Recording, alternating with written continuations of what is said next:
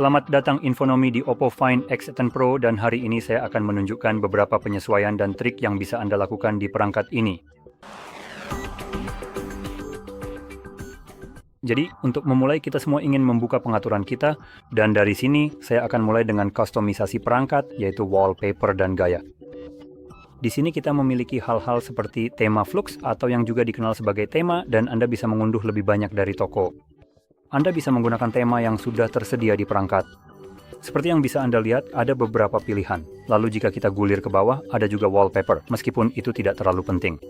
Always on display, yang memungkinkan Anda untuk menyesuaikannya sedikit. Fitur ini memberikan beberapa ikon yang bisa Anda letakkan di sana. Anda juga bisa mengubah tampilan waktu, seperti bagaimana waktu itu ditampilkan, dan tentunya Anda bisa mengaktifkan atau menonaktifkannya di sini. Kita juga memiliki pengaturan seperti font dan juga warna. Warna di sini mengacu pada semua hal seperti ini, biru, semua yang berwarna biru di sini, serta jika saya kembali, hal-hal seperti ini. Ketika Anda mengubahnya ke selain default, semua ini akan menjadi warna yang sama. Jadi tampilannya tidak seindah seperti sekarang, ini perlu diingat. Namun Anda tetap punya opsi, misalnya memilih warna dari wallpaper. Jadi jika Anda memiliki semacam wallpaper, Anda bisa memilihnya. Dan sistem akan secara otomatis menghasilkan berbagai warna yang kemudian akan diterapkan di seluruh sistem berdasarkan wallpaper itu sendiri. Namun entah kenapa opsi ini berwarna abu-abu pada saya. Mungkin karena wallpaper yang saya gunakan ini semacam live wallpaper dengan efek salju. Jadi mungkin ada masalah dengan hal itu. Tapi saya sendiri tidak benar-benar yakin 100% tentang hal itu. Bagaimanapun juga, kita juga memiliki fitur seperti animasi sidik jari. Jadi ada lebih banyak opsi kustomisasi di sini. Anda bisa mengklik masing-masing animasi tersebut, dan akan langsung ditampilkan animasi singkat tentang seperti apa tampilannya. Tahukah Anda, animasi ini terlihat cukup keren, jadi saya akan tetap menggunakannya. Anda juga bisa mematikannya jika tidak ingin ada animasi sama sekali. Kita juga punya fitur seperti edge lighting. Nah, seperti itu. Dan itu saja untuk bagian ini. Oh, benar. Dan terakhir, icon. Jika Anda memiliki beberapa paket icon tambahan, Anda bisa memilihnya di sini. Sekarang, sekarang kita pindah ke layar utama dan layar kunci. Di sini kita punya beberapa opsi lagi.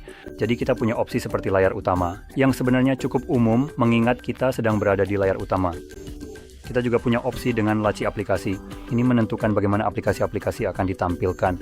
Bisa saja semua aplikasi langsung muncul di tengah layar utama Anda yang entah kenapa menjadi mode standar. Lalu ada juga opsi dengan laci aplikasi yang merupakan standar di Android.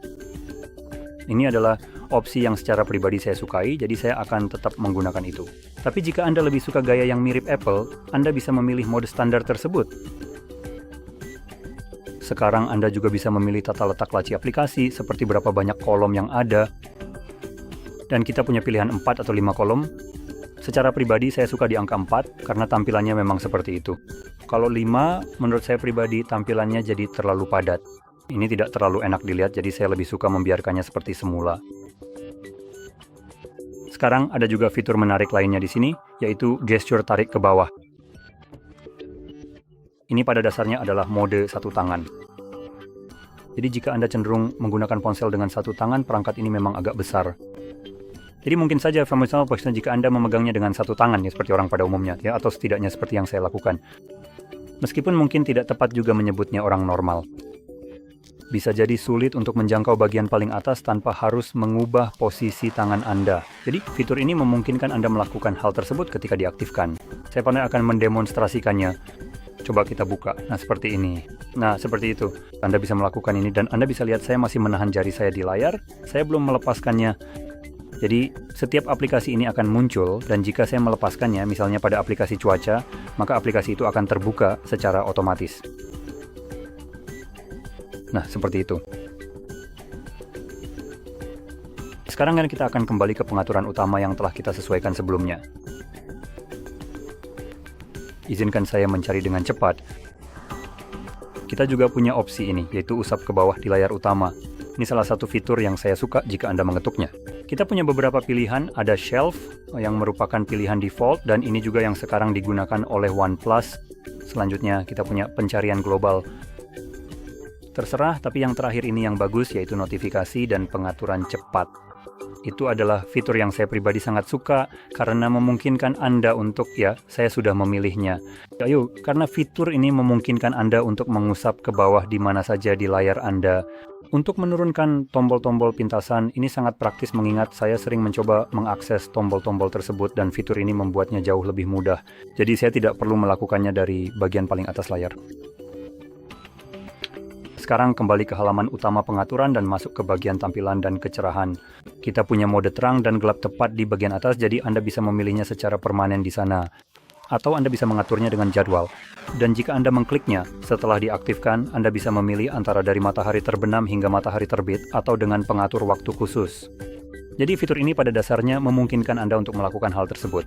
Jadi saat malam hari, perangkat akan otomatis beralih ke mode gelap, sedangkan di siang hari akan kembali ke mode terang.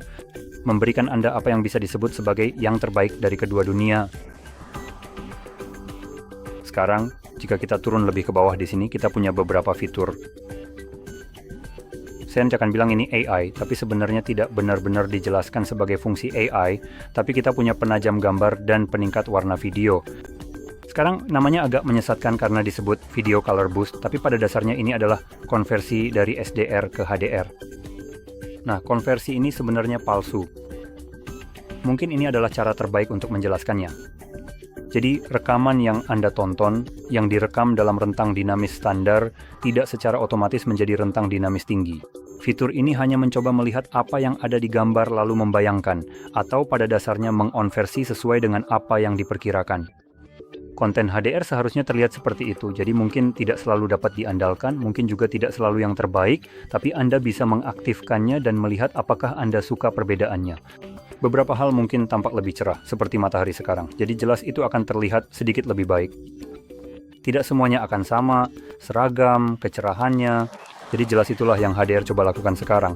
Saya juga akan memperingatkan Anda, ini akan menghabiskan lebih banyak baterai ponsel Anda, jadi kadang menang, kadang kalah.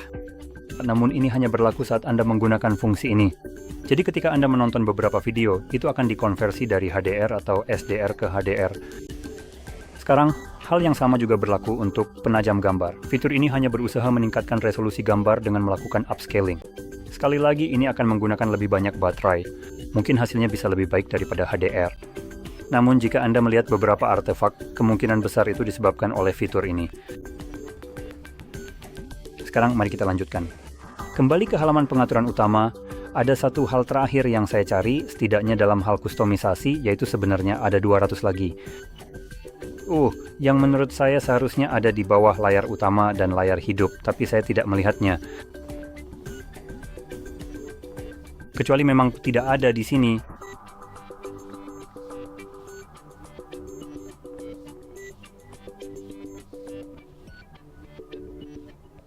Ya, sepertinya kita tidak memilikinya di sini. Yang saya cari, karena ini adalah Oppo yang merupakan bagian dari merek OnePlus dan sebagainya, seharusnya ada opsi bagi kita untuk menyembunyikan ikon-ikon yang tidak berguna, yang saya masih yakin ada di sini, tapi saya terlalu sulit menemukannya. Jadi mari kita pindah ke bagian sistem dan pembaruan, di mana kita akan menemukan hal lain, yaitu navigasi sistem. Di sini kita punya navigasi tombol dan gestur, dan Anda bisa memilih salah satu dari dua opsi ini sesuai keinginan. Jadi saya pribadi lebih suka gestures, jadi itulah yang akan saya pilih, dan saya tidak akan mempelajarinya. Saya tahu cara kerjanya. Setelah Anda memilih gerakan, Anda juga akan melihat sembunyikan bilah panduan gerakan. Ini menghilangkan bilah dan menanyakan apakah Anda ingin mempelajari gerakan. Tidak. Tidak, saya tidak. Benar? Oh, tunggu. Tidak usah dipikirkan.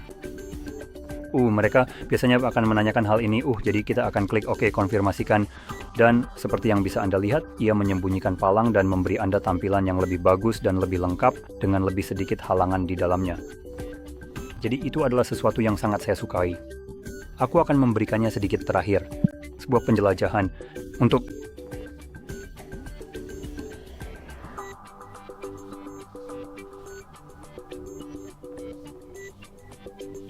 ikon notifikasi, jadi kita memilikinya. Seperti yang bisa Anda lihat, jika saya mencari ikon notifikasi, itu ada di bawah notifikasi dan pengaturan cepat serta status bar. Saya tidak yakin bagaimana saya bisa melewatkannya, jadi ini adalah hal terakhir yang ingin saya tunjukkan kepada Anda. Ini memungkinkan Anda untuk menyingkirkan ikon-ikon yang tidak perlu di sini. Seperti Bluetooth misalnya, saya mengaktifkan Bluetooth 24 jam sehari, saya tidak perlu tahu bahwa itu aktif. Saya sudah tahu itu. Jadi, itu salah satu hal yang selalu saya suka hilangkan. Yang lain adalah Wi-Fi, jika memang bisa, karena ada beberapa keterbatasan. Seperti yang bisa Anda lihat, Wi-Fi tidak tercantum di sini, tapi saya sedang terhubung. Jadi ya, sayangnya kita tidak bisa menghilangkannya, tapi Anda juga bisa mengatur hal-hal lain di sini. Selain itu, Anda juga bisa membuat tampilan baterai jadi sedikit lebih rapi. Secara pribadi, saya suka tampilan default di mana persentase baterai ada di dalam ikon baterai. Ini adalah satu-satunya cara agar persentase bisa muncul di dalam ikon baterai. Jika Anda memilih gaya lain, karena memang ada beberapa pilihan, nah, seperti yang kita lihat, ada beberapa pilihan. Anda tidak akan bisa menampilkan persentase di dalam ikon baterai.